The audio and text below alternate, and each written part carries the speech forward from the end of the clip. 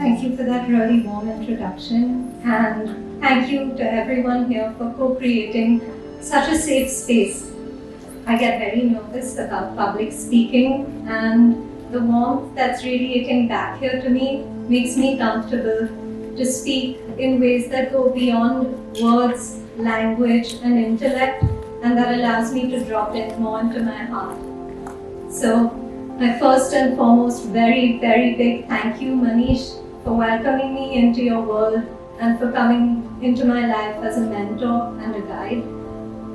I only met Manish about 8 or 9 months ago. I messaged him on Instagram when I saw some of his videos, which really inspired me. And after meeting him, it's like a portal opened and I've entered a new world full of people who feel like soul family. So thank you to everyone who's here, and thank you for hosting us, UNESCO, and for allowing these conversations to happen today. Why are we here? I think most of us in this room have felt a call or heard the call at some point in our lives of wanting to change the world or save the world. I know that was true for me. It was my motivating aspiration, which at one point made me consider wanting to be Prime Minister, and then I quickly gave up that idea. I also wanted to work at organizations like the World Bank, the UN, Human Rights Watch, where I dabbled a little bit at different points in my life. But I felt like I wanted to work more in the in-between. I wanted to be more of an ecosystem builder and someone who helps connect the dots. And that's my form of artistry and what I like to consider magic. Because I think when you put different people and puzzle pieces together, that's when sometimes radical new possibilities emerge. And it's almost like drawing out a new painting or a vision for the world. When I explored avenues like wanting to work in policy or the social sector or any other related areas, I often found myself limited by what the system, the barriers of the system or the confines of these systems. I know many of us here, even in our discussions over the last few days, have been talking about where we feel we need to go deeper and dive deeper into the root causes or what's really, really beneath that and what's beneath that. Peeling back the layers of the onion to think, how do we solve the problems that the world faces today when they seem so large and so impossible? And I think that's where creativity or a lack of creativity really comes to the forefront, because creativity in my mind goes way beyond simply thinking of it as artists and painters, but rather those who can think beyond any ways that we've been taught in how to think. Being able to think outside the box or even break or shatter the box. And that kind of thinking is, I believe it's something that we not just really need to cultivate for our children, we need to teach it to ourselves. So we need to learn and observe from each other how is that possible. Manish asked me to think about what I consider as the main challenges to creativity in education. And reflecting on my own life, where I come from, where I live, what I have access to, and the people I know.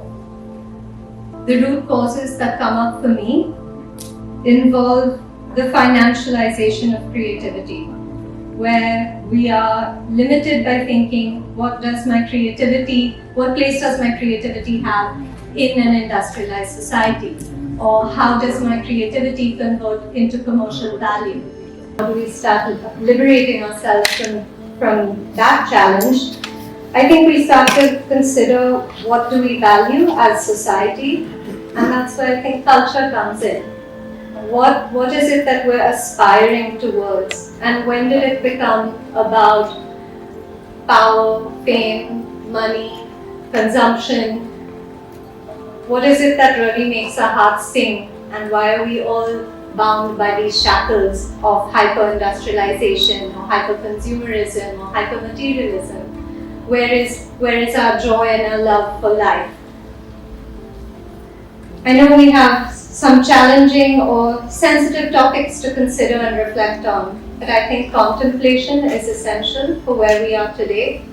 And when we think of things like money or technology, I think we have to think of them as neutral. They're tools that we can use for good or for bad, and maybe thinking about how we can creatively reimagine the purpose and the position of tools like technology and money. I know many here are concerned about how digitization is taking over our lives or how AI poses a threat to humanity. Maybe that's something we need to consider and something we need to talk to each other about more. Maybe we need to look at nature more and see how do we evolve tools like technology and money to mimic how nature functions. Can we creatively come up with solutions in that respect? I believe that the time is ripe for a cultural and creative revolution. I think it will be the artists, the dreamers, the painters, the singers, and the visionaries who will lead us out of this collective nightmare that we find ourselves in. And it's not just those who think of themselves as creatives or dreamers, but I think it's the people who work in management, the people who work in engineering, the people who work in regular day jobs as well, who are going to discover and rediscover their creativity. I think it's really important that we think of life as education and not education as something that simply happens in schools or colleges or universities, not the things that we do or that we read, but how we choose to be, how we choose to be with each other, how we choose to be in relationship, how we choose to listen and observe with ourselves and children as well. I'm really inspired by what's possible here today with the cultural levers and people we have in this room. We need everyone. It's not about picking one side or another. It's not about the division and the differences between us. It's rather about what pulls us together. The shared values, the shared purpose, and the shared resonance in our hearts. I think the fact that we've all come together in this room, as Manish rightly pointed out, it shows that there's something larger working here. There's something that wants to be birthed through us, and there's something that wants to tie all of us together in a time of a lot of division and isolation. And I'd like us to really tap into that and to see what part do each of us play in birthing something truly new and something truly meaningful for each of us to be a part of a more beautiful world that we know is possible. So thank you for being here, and thank you for putting yourself out there. Thank you for sharing your time, your intention, your energy, and your presence.